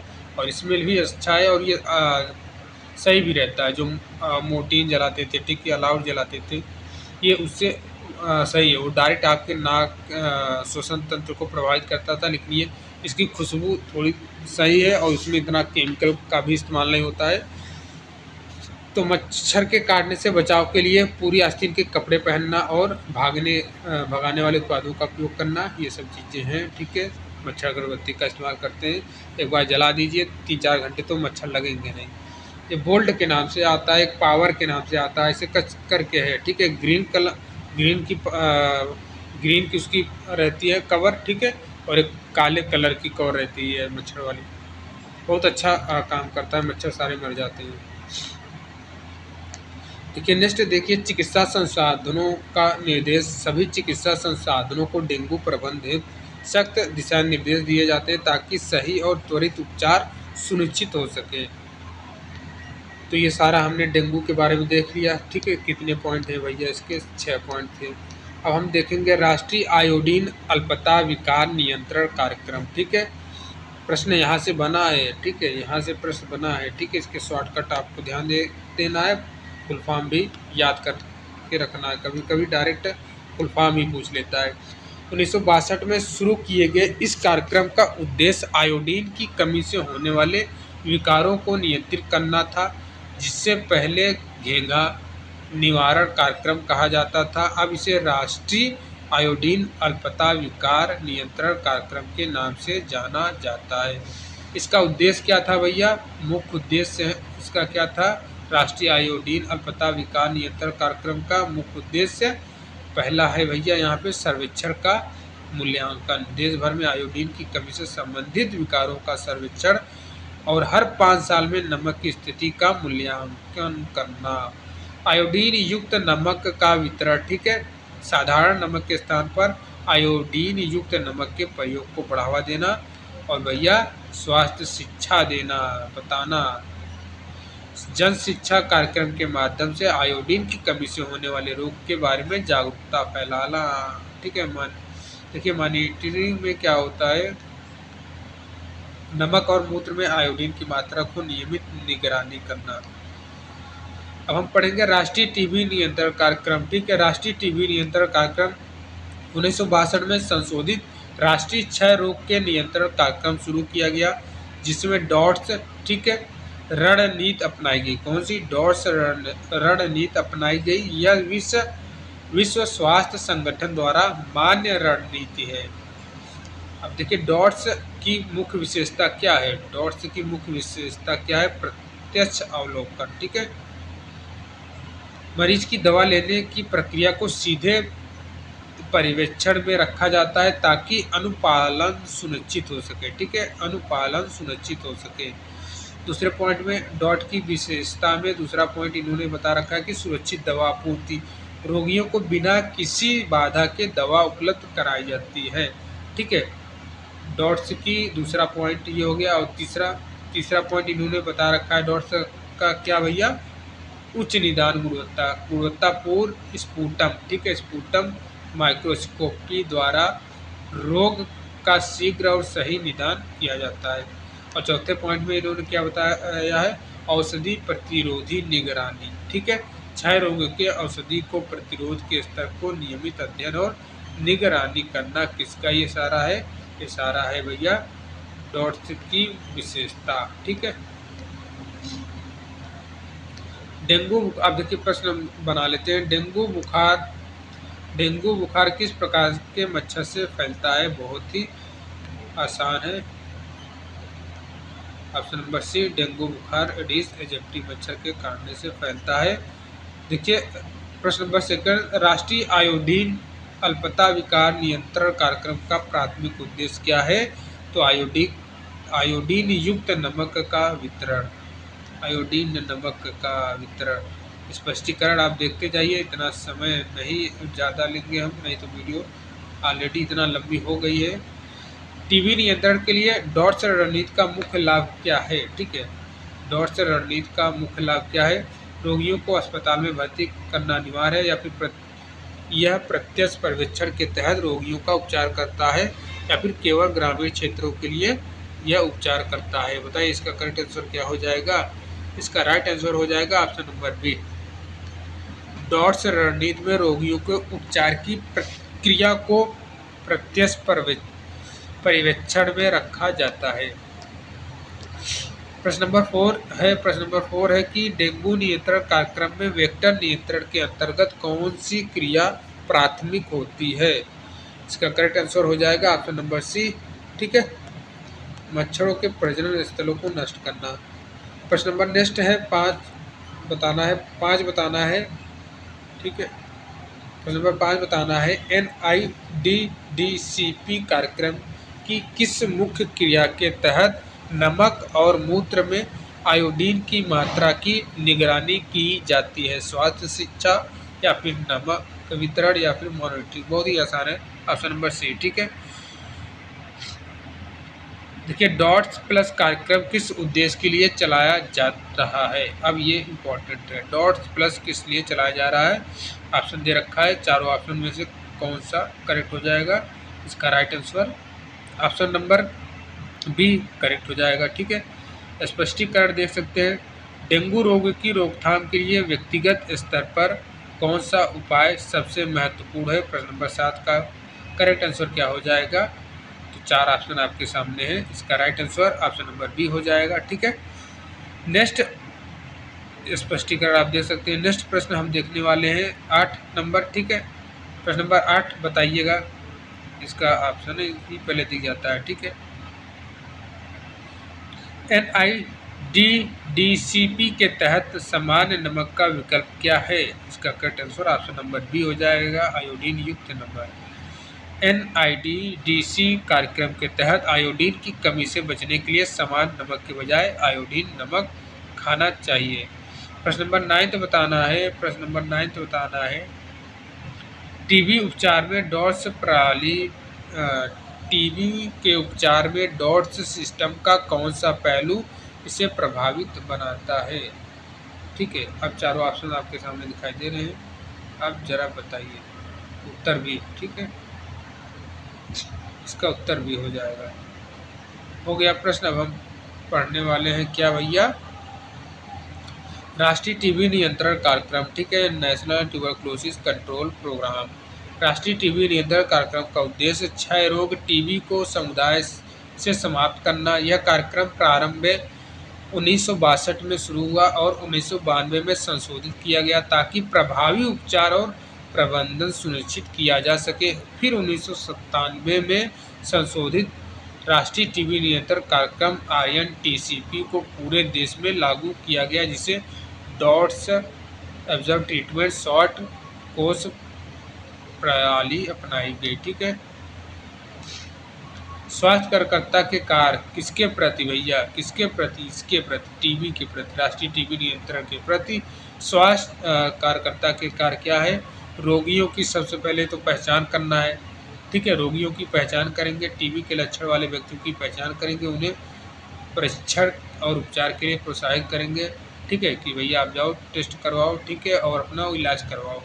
परिवार के सदस्यों को शिक्षित करना ताकि वह सुनिश्चित कर सके रोगी नियमित रूप से दवाएं लें। ठीक है, परिवार के सदस्यों को बताना चाहिए, नहीं रोगी मान रहा है तो परिवार के सदस्य को शिक्षित करो भैया।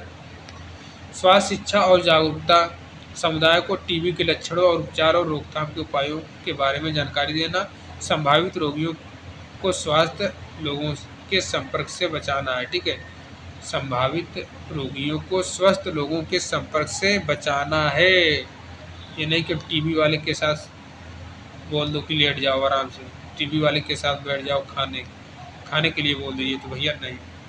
नवजात शिशुओं का टीकाकरण, BCG का टीकाकरण, BCG का टीका लगवाना जो टीबी के संक्रमण को रोकने में सहायक होता है। ठीक है, नवजात शिशुओं का टीकाकरण कर देना जो BCG का टीका है। ठीक है, अब देखिए रोगियों की निगरानी, नियमित रूप से उपचार की प्रगति की जांच करना और उपचार विफलता को रोकने से उपाय करना, ये सारे हो गए हैं टीबी नियंत्रण के। ठीक है, टीबी नियंत्रण कार्यक्रम के, इस राष्ट्रीय टीबी नियंत्रण कार्यक्रम के अंतर्गत हमने क्या देखा?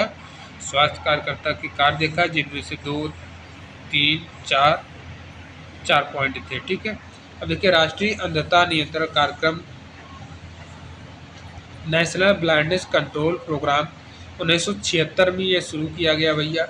यह कार्यक्रम नेत्र रोगों की रोकथाम और दृष्टिहीनता को कम करने के उद्देश्य से कार्यरत है। इसका मुख्य लक्ष्य मोतियाबिंद जैसी रोगियों के इलाज की उपलब्धता बढ़ाना और अन्य दृष्टि संबंधी समस्याओं का पता लगाना है।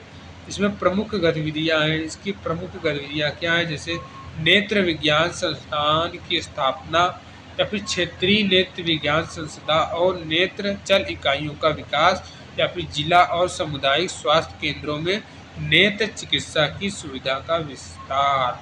दूसरे पॉइंट में इन्होंने बताया कि नेत्र चिकित्सा सुविधाओं का विकास, नेत्र कर्मियों का प्रशिक्षण और आवश्यक उपकरणों की आपूर्ति, स्कूल नेत्र जांच कार्यक्रम के तहत बच्चों की दृष्टि की जांच और निःशुल्क चश्मा वितरण। देखिए, मोतियाबिंद सर्जरी में प्राथमिकता, विशेष रूप से जनजाति क्षेत्रों में नेत्र रोगियों की पहचान और इलाज सुनिश्चित करना। स्वैच्छिक संगठनों की भागीदारी, डेनिश इंटरनेशनल डेवलपमेंट एजेंसी दानिदा, दानिदा का फुल फॉर्म क्या होगा, डेनिश इंटरनेशनल डेवलपमेंट एजेंसी, ठीक है, रोटरी इंटरनेशनल और विश्व बैंक जैसे संस्थाओं का सहयोग लेना। ठीक, तो ये सभी क्या है भैया, ये सभी आपके कितना चीज़ है। राष्ट्रीय अंधता नियंत्रण कार्यक्रम के अंतर्गत हमने क्या देखा, इसकी गतिविधियाँ क्या देखा। पहला, नेत्र विज्ञान संस्थान की स्थापना, दूसरा नेत्र चिकित्सा सुविधाओं का विकास, और तीसरे में मोतियाबिंद सर्जरी में प्राथमिकता, और चौथे में स्वैच्छिक संगठनों की भागीदारी, और हो गया ये। अब हम एमसीक्यू करते हैं, ठीक है, एमसीक्यू की ओर चलते हैं भैया। राष्ट्रीय टीबी नियंत्रण कार्यक्रम, ठीक है, राष्ट्रीय टीबी नियंत्रण कार्यक्रम, ठीक है, राष्ट्रीय टीबी नियंत्रण कार्यक्रम बताना, इसका करेक्ट आंसर क्या हो जाएगा। राष्ट्रीय टीबी नियंत्रण कार्यक्रम के तहत किस आयु वर्ग के बीसीजी टीकाकरण अनिवार्य है। ऑप्शन नंबर इसका करेक्ट हो जाएगा, सभी को पता होगा। वैसे टीकाकरण वाला अलग से जब चैप्टर आएगा वहाँ पे हम डिटेल में सारी बातें पढ़ेंगे। यहाँ पे एक्सप्लेन किया गया है, उस चीज़ को आप देख लीजिए। प्रश्न नंबर सेकंड हम देखते हैं, डॉट्स रणनीति के तहत रोगियों का उपचार क्यों प्रत्यक्ष पर्यवेक्षण में किया जाता है। ऑप्शन आपके पास है, चारों ऑप्शन करेक्ट बताइए कौन सा होगा।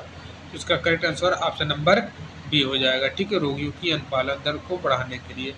स्पष्टीकरण है, पढ़ सकते हैं। राष्ट्रीय दृष्टिहीनता नियंत्रण कार्यक्रम का मुख्य लक्ष्य क्या है। चार ऑप्शन है, इसका राइट आंसर की बात करें तो ऑप्शन नंबर डी करेक्ट हो जाएगा, थर्ड का डी। स्पष्टीकरण पढ़ सकते हैं। मोतियाबिंद सर्जरी को प्राथमिकता देकर अंधता को कम करने का प्रयास किया जाता है, इस कार्यक्रम का प्रमुख उद्देश्य है, जो इस कार्यक्रम का प्रमुख उद्देश्य है। प्रश्न नंबर 4 देखना है, नेत्र चिकित्सा सुविधाओं के विस्तार के तहत किस प्रकार के स्वास्थ्य केंद्रों पर अधिक जोर दिया गया। चार ऑप्शन है, इसका करेक्ट आंसर क्या हो जाएगा, ऑप्शन नंबर बी, जिला और सामुदायिक स्वास्थ्य केंद्र, ठीक है। दानिदा द्वारा, प्रश्न नंबर 5 देखना है, दानिदा द्वारा राष्ट्रीय दृष्टिहीनता नियंत्रण कार्यक्रम में कौन सी सहायता प्रदान की गई, बताइए। इसका करेक्ट आंसर क्या हो जाएगा, चार ऑप्शन है, इसका right answer option number B, ठीक है, उपकरणों की आपूर्ति और नेत्र चिकित्सा इकाइयों का विकास। दानिदा ने उपकरणों की आपूर्ति और नेत्र चिकित्सा इकाइयों के विकास में सहायता प्रदान की है। प्रश्न नंबर 6 बताना है। प्रश्न नंबर 6 क्या है भैया, प्रश्न नंबर 6 है कि प्रश्न नंबर 6 है, नेत्र जांच कार्यक्रम के तहत किन रोगों को निःशुल्क चश्मे दिए जाते हैं। इसका करेक्ट आंसर क्या हो जाएगा, केवल वे बच्चे जिन्हें दृष्टि से समस्या होती है। ये नहीं कि सभी स्कूली बच्चे को दे दें, केवल ग्रामीण, केवल तो वैसे ही कट जाएगा। Option number C, option number D इसका। केवल निजी स्कूल, ऐसा भी नहीं है कि प्राइवेट स्कूल वाले को ही दें, गवर्नमेंट वाले को ना दें। प्रश्न नंबर 7 देखना है, टीबी रोग के नियंत्रण में स्वास्थ्य कार्यकर्ता की मुख्य भूमिका क्या है। भैया भूमिका दे रखा है ना, रोल ऑफ हेल्थ वर्कर। केवल दवाओं की आपूर्ति करना, या फिर रोगियों की पहचान, उपचार और जागरूकता बढ़ाना, तो या फिर केवल टीकाकरण करना, या अस्पतालों में दवाओं का वितरण। ऑप्शन नंबर इसका बी सही हो जाएगा। स्पष्टीकरण दिया है, स्वास्थ्य कार्यकर्ता टीबी रोगियों की पहचान और उपचार जागरूकता के लिए महत्वपूर्ण भूमिका निभाते हैं। प्रश्न नंबर 8 देखना है, राष्ट्रीय दृष्टिहीनता कार्यक्रम के तहत सबसे पहले किस प्रकार की सर्जरी को प्राथमिकता दी गई। इसका करेक्ट आंसर क्या हो जाएगा, ऑप्शन नंबर बताना है, इसका करेक्ट क्या हो जाएगा, ऑप्शन नंबर सी करेक्ट हो जाएगा, IOL प्रतिरोपण के साथ सर्जरी, ठीक है। स्पष्टीकरण यहाँ पे लिखा है, देख सकते हैं। नेत्र रोग की पहचान अब हम नेक्स्ट देखने वाले हैं। ठीक है, अंधता को रोकने के लिए स्वास्थ्यकर्ताओं की कई भूमिका महत्वपूर्ण होती है। ठीक है, अच्छा, अंधता को रोकने के लिए स्वास्थ्य कार्यकर्ताओं की कई महत्वपूर्ण भूमिका होती है, जो सामुदायिक स्तर पर दृष्टिहीनता की रोकथाम और उपचार में सहायक होती है। उनके कार्य इस प्रकार हैं। पहला कार्य क्या है? नेत्र रोग की पहचान। सबसे पहले तो कोई सा भी रोग है उसकी स्वास्थ्य कार्यकर्ता का सबसे पहला दायित्व यही बनता है रोग की पहचान, रोगों की पहचान, रोगियों की पहचान करना। ठीक है, तो हर एक जगह यही भी पहला कार्य करेंगे, रोग और रोगियों की पहचान करना जो कॉमन रहता है। स्वास्थ्य कार्यकर्ता समुदाय में नेत्र रोगों जैसे मोतियाबिंद, ट्रेकोमा, ग्लूकोमा, अब देखिए ये चीज़ें इम्पॉर्टेंट है। ट्रेकोमा आँख की बीमारी, ग्लूकोमा आँख की बीमारी, कार्नियल संक्रमण से लक्षण वाले व्यक्तियों की पहचान करते हैं। ठीक है, इसके बाद क्या करेंगे? जब रोगों को पहचान लिया, ठीक है, तो स्वास्थ्य शिक्षा और जागरूकता का काम करेंगे। ठीक है, क्या करेंगे? स्वास्थ्य शिक्षा और जागरूकता का काम करेंगे। फिर देखिए तीसरे पॉइंट में दे रखा है स्कूल नेत्र जांच कार्यक्रम। फिर उसको जांच के लिए बताएंगे या फिर स्कूल नेत्र जांच कार्यक्रम। इसके अंतर्गत स्कूल में बच्चों को नियमित दृष्टि जांच करना और दृष्टि दोष वाले बच्चे की पहचान कर उन्हें चिकित्सा सेवाओं के लिए संदर्भित करना। ठीक है, फिर टीकाकरण कार्यक्रम भी करना होता है। नवजात शिशुओं को विटामिन ए की खुराक देना और टीकाकरण कार्यक्रम के माध्यम से नेत्र संक्रमण से बचाव सुनिश्चित करना। पांचवें पॉइंट में दे रखा है संक्रमण नियंत्रण। आंखों के संक्रमण जैसे कंजक्टिवाइटिस को फैलने से रोकने के लिए साफ सफाई के उपायों को प्रोत्साहित करना। संक्रमित व्यक्तियों को तुरंत उपचार के लिए चिकित्सा सेवाओं तक पहुंचाने की सलाह देना। अब देखिए मोतियाबिंद सर्जरी के लिए उपयोग रोगियों का नेक्स्ट पॉइंट दे रखा है। मोतियाबिंद सर्जरी के लिए रोगियों का संदर्भरण। ठीक है, यहाँ पे मोतियाबिंद के लक्षण वाले व्यक्तियों की पहचान करें, उन्हें सर्जरी के लिए उचित संस्था में भेजें। ठीक है, देखिए सातवें पॉइंट में दे रखा है कि सामुदायिक भागीदारी और सहयोग। तो इन सभी चीज़ों से दृष्टिहीनता से प्रभावित व्यक्ति और उनके परिवार को समर्थन और परामर्श प्रदान करना। देखिए आठवें पॉइंट में और दे रखा है नेत्र सुरक्षा उपायों को बढ़ावा देना। खतरनाक कार्यों के दौरान आंखों की सुरक्षा के लिए उपयुक्त उपायों की जानकारी देना, जैसे कि चश्मा पहनना करिए। ठीक है, सुरक्षात्मक साधन का उपयोग करना।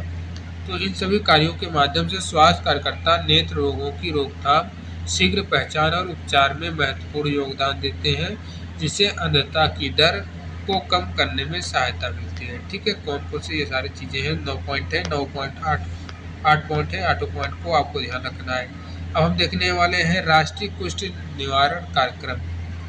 राष्ट्रीय कुष्ठ निवारण कार्यक्रम भारत में 1955 में प्रारंभ हुआ, जब कुष्ठ रोग को नियंत्रित करने के उद्देश्य 1955 में प्रारंभ हुआ। ठीक है, जब कुष्ठ रोग को नियंत्रित करने के उद्देश्य से एक अनुदान योजना के तहत शुरुआत की गई थी। इस कार्यक्रम का मुख्य उद्देश्य कुष्ठ रोग के मामलों की पहचान और शीघ्र उपचार के माध्यम से इसके प्रसार को रोकना। ठीक है, अब भैया इसके उद्देश्य क्या है? राष्ट्रीय कुष्ठ निवारण कार्यक्रम के उद्देश्य क्या है? तो देखते हैं। पहले पॉइंट में इन्होंने बोला है कि कुष्ठ रोगियों को शीघ्र पहचान और उपचार, कोई सा भी कार्यक्रम हो, ठीक है, सबसे पहला काम यही होता है कि उनकी पहचान करना और उपचार के बारे में सोचना। तो कुछ दूसरे पॉइंट में बताया है कि कुष्ठ रोग के प्रसार को नियंत्रित करना, समुदाय में जागरूकता बढ़ाकर आवश्यक चिकित्साएं सेवा प्रदान करके कुष्ठ रोग के प्रसार को रोकना। अब देखिए तीसरे पॉइंट में परीक्षण होगा, संशोधित कुष्ठ उन्मूलन अभियान। ठीक है, हो गया वो। अब देखिए नेक्स्ट आपको देखना है संशोधित कुष्ठ उन्मूलन अभियान। राज्य स्तर पर कुष्ठ उन्मूलन कार्यक्रम को गति देने के लिए संशोधित कुष्ठ उन्मूलन अभियान शुरू किया गया। इस अभियान के तहत 5 चरणों में गतिविधियां चलाई गई। चौथे चरण अगस्त 2002 से मार्च 2003 तक के दौरान राज्यों को कुष्ठ की व्यापकता के आधार पर 3 समूहों में विभाजित किया गया। इस कार्यक्रम में विश्व बैंक का महत्वपूर्ण योगदान रहा, विशेष रूप से 2004 के चौथे चरण के दौरान। इसका उद्देश्य दिसंबर 2005 तक राष्ट्रीय स्तर पर कुष्ठ उन्मूलन के लक्ष्यों को प्राप्त करना था। यहाँ पे इन्होंने बताया कि भैया जो विश्व बैंक था, इन्होंने बहुत बड़ा योगदान दिया संशोधित कुष्ठ उन्मूलन अभियान के लिए। ठीक है, आपको सारे डेट याद करना है। ठीक है, जो डेट यहाँ पे इम्पोर्टेंट है, ये सारे डेट। अब देखिए, शहरी कुष्ठ नियंत्रण कार्यक्रम में क्या देखना है। शहरी क्षेत्र में कुष्ठ रोग की बढ़ती दर को देखते हुए सन 2005 में शहरी कुष्ठ नियंत्रण कार्यक्रम, इस कार्यक्रम का लक्ष्य 1 लाख से अधिक जनसंख्या वाले शहरों में कुष्ठ रोग का नियंत्रण करना था। 1 लाख से अधिक, ठीक है, 1 लाख से अधिक जनसंख्या वाले शहरों में, जिस शहर में 1 लाख से अधिक जनसंख्या है वहाँ पे शहरी कुष्ठ नियंत्रण कार्यक्रम लागू हुआ था। ठीक है, इसके लिए शहरों के मध्यम शहर और मेगा शहर में वर्गीकृत किया गया। ठीक है, देखिए फ्यूचर की रणनीति क्या होती है, भावी रणनीति यहाँ लिखा है। फ्यूचर की स्ट्रेटजी में क्या है, कुष्ठ उन्मूलन का राष्ट्रीय लक्ष्य हासिल करने के बाद कुछ राज्यों और जिलों में, ठीक है, कुछ राज्यों और जिलों में इस रोग की चुनौती बनी हुई है। इसके लिए भावी रणनीति के मुख्य बिंदु इस प्रकार है। कौन कौन से बिंदु। पहला बिंदु देखना है राज्यों की उपलब्धियों को बनाए रखना। ठीक है, इसमें आप देख लेना जहाँ कुष्ठ उन्मूलन का विस्तार प्राप्त हो चुका है वहाँ पर कार्यक्रम की गुणवत्ता सुनिश्चित करना। दूसरे पॉइंट में इन्होंने बताया कि समान स्वास्थ्य सेवाओं में बहु-औषधि उपचार, ठीक है, जिसको आप क्या बोलते हैं, MTT, सभी समान स्वास्थ्य सेवाओं के माध्यम से बहु-औषधि उपचार को उपलब्ध कराना, मल्टी ड्रग ट्रीटमेंट। ठीक है, मल्टी ड्रग ट्रीटमेंट। तीसरे पॉइंट में है अपंगता रोकथाम और पुनर्वास, कुष्ठ रोग से उत्पन्न अपंगता को रोकने और अपंग रोगियों को पुनर्वास सेवाएं प्रदान करना। चौथे पॉइंट में है सभी श्रेणियों के स्टाफ का प्रशिक्षण, स्वास्थ्य सेवाओं से काम कराने वाले सभी कर्मचारियों का प्रशिक्षण और प्रेरणा देना। पांचवें पॉइंट में है कुष्ठ के प्रति तिरस्कार की भावना को कम करना, समुदाय में जागरूकता अभियान चलाकर कुष्ठ के प्रति लोगों की नकारात्मक सोच को दूर करना। अब देखिए विश्व स्वास्थ्य संगठन की वैश्विक रणनीति, ठीक है, ग्लोबल स्ट्रेटजी क्या है 2006 से 10 में जो थी। पहले पॉइंट में इन्होंने बताया है कि विश्व स्वास्थ्य संगठन की वैश्विक रणनीति में पहले पॉइंट में बताया है कुष्ठ नियंत्रण गतिविधियों को मजबूत बनाना होता है। ठीक है, और दूसरे पॉइंट में इन्होंने बताया है कि प्रगति का मूल्यांकन। तीसरे में बताया है अपंगता की रोकथाम। ठीक है, तो इस कार्यक्रम को सफल बनाने में विभिन्न राष्ट्रीय और अंतर्राष्ट्रीय लोगों का सहयोग भी महत्वपूर्ण रहा है, जिनमें से विश्व बैंक, WHO और लेप्रा इंडिया, जर्मन कुष्ठ राहत संघ, यूनिसेफ आदि प्रमुख थे। अब यही 5 MCQ कर लेते हैं, उसके बाद देखिए वीडियो बहुत लेंदी हो रहा है, अभी आधा ही बचा हुआ है। ठीक है, हमने सोचा ये इस पार्ट में कंप्लीट हो जाएगा, लेकिन मुझे लग रहा है कि अभी एक पार्ट और लाना पड़ेगा इसका। ठीक है, 5 MCQ है, इसको जल्दी से कर लेते हैं। कुष्ठ रोग के प्रसार को रोकने का मुख्य उद्देश्य क्या है, कुष्ठ रोगियों को चिकित्सा से बचाना या फिर कुष्ठ रोगियों को शीघ्र पहचान और उपचार करना या फिर केवल शहरी क्षेत्रों में उपचार देना। इसका correct answer option number B हो जाएगा, कुष्ठ रोगियों की शीघ्र पहचान और उपचार करना। ठीक है, कुष्ठ उन्मूलन कार्यक्रम का प्राथमिक उद्देश्य बीमारी की शीघ्र पहचान और समय पर इलाज करके इसके प्रसार को रोकना। प्रश्न नंबर 2 देखना है। प्रश्न नंबर 2 है संशोधित कुष्ठ उन्मूलन अभियान कितने चरणों में आयोजित किया गया? तो भैया ये 5 चरणों में, ऑप्शन नंबर डी करेक्ट हो जाएगा। शहरी कुष्ठ नियंत्रण कार्यक्रम का मुख्य उद्देश्य क्या था? आपके पास 4 ऑप्शन है, बता सकते हैं। जिसका correct answer option number B हो जाएगा, 1 लाख से अधिक जनसंख्या वाले शहरों में। प्रश्न नंबर 4 बताना है, कुष्ठ के प्रति तिरस्कार की भावना को दूर करने के लिए कौन सा उपाय महत्वपूर्ण है? 4 ऑप्शन है, बताना है 4 का करेक्ट आंसर क्या हो जाएगा। ऑप्शन नंबर, इसका करेक्ट आंसर क्या हो जाएगा? कुष्ठ के प्रति तिरस्कार की भावना को दूर करने के लिए कौन सा उपाय महत्वपूर्ण है? इसका correct answer option number C हो जाएगा। केवल तो वैसे काट देना है, ये भी वैसे काट देना है, ठीक है। और ये सी वाला, बी वाला भी कट जाएगा, सी वाला करेक्ट हो जाएगा, ठीक है। देखिए, WHO की वैश्विक रणनीति के तहत प्रगति का मूल्यांकन किस संकेतक पर आधारित है? ठीक है, इसका करेक्ट आंसर 5वें का ऑप्शन नंबर डी करेक्ट हो जाएगा, ठीक है। प्रश्न नंबर 6 देखना है, अपंगता रोकथाम के लिए कौन सी सेवाएं महत्वपूर्ण है? अपंगता रोकथाम के लिए कौन सी सेवाएं महत्वपूर्ण है? इसका correct answer option number C. संशोधित कुष्ठ उन्मूलन अभियान की शुरुआत कब हुई थी, किस वर्ष में हुई थी? इसका करेक्ट आंसर क्या हो जाएगा? इसका right answer option number C, ठीक है। कुष्ठ उन्मूलन कार्यक्रम में संशोधित अभियान सन 2002 में शुरू किया गया था। इसके तहत राज्यों को विभिन्न समूहों में बांटा गया था, ठीक है। अब देखिए, कुष्ठ उन्मूलन कार्यक्रम में किस संस्थान का सहयोग शामिल नहीं है?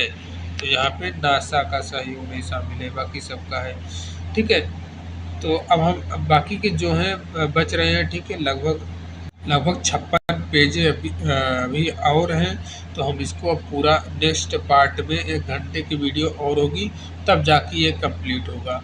जैसे ही ये कंप्लीट होगा तो समझ लीजिए आपके 10 नंबर बन गए, फिक्स हो जाएंगे, ठीक है। क्योंकि इसमें 2 चीज़ें हैं, ठीक है, डिजीज़ भी आ गए हैं, बहुत सारा चीज़ है। अभी जो आपका ये चल रहा है, एक प्रकार से आप समझ लीजिए आप कम्युनिटी हेल्थ नर्सिंग पढ़ रहे हैं, ठीक है, कम्युनिटी हेल्थ नर्सिंग पढ़ रहे हैं। इसके बाद जैसे आपने आपके जो आपका एकेडमी का बुक है, जिस तरीके से बुक है उसी तरीके से सिलेबस भी दे रखा है। आप पेपर देते होंगे तो पहले आपका कम्युनिटी हेल्थ नर्सिंग का पेपर होता होगा, फिर आपका हेल्थ प्रमोशन का होता होगा, ऐसे ऐसे करके होता होगा ना। तो वैसे ये भी दे के रखा है इन्होंने सिलेबस भी। तो मिलते हैं इसके नेक्स्ट पार्ट में, तब तक के लिए जय हिंद, जय भारत। और देखिए, वीडियो को लाइक कर दिया करिए, शेयर कर दिया करिए, इससे क्या होता है, हम मोटिवेट होते हैं। अदरवाइज़ हम सोचते हैं क्या ही क्लास दें, और इतनी मेहनत लग जाती है, कंटिन्यू 1 घंटे पढ़ाना, ठीक है, गला बैठ जाता है। जान ही रहे हमारे पास तो वो सुविधाएं हैं नहीं, क्योंकि नॉर्मली हम 5 मिनट 10 मिनट का वीडियो बनाते थे, ठीक है, 10 मिनट 5 मिनट का ही वीडियो बनाते थे। ये आपको क्लास देने के लिए इतनी लंबी वीडियो बना रहे हैं, ठीक है। तो आप चीज़ों को समझिए और शेयर और लाइक कर दिया करिए। कंटेंट में कोई कमी नहीं है, अगर आप दिल लगा कर पढ़ते हैं, मन लगा के पढ़ते हैं, तो भैया 1 नंबर बाहर नहीं जाने दूंगा, ये गारंटी श्वेत कमल मेडिकल अड्डा यूट्यूब चैनल की है, ठीक है। मिलते हैं नेक्स्ट वीडियो में, तब तक के लिए जय हिंद, जय भारत।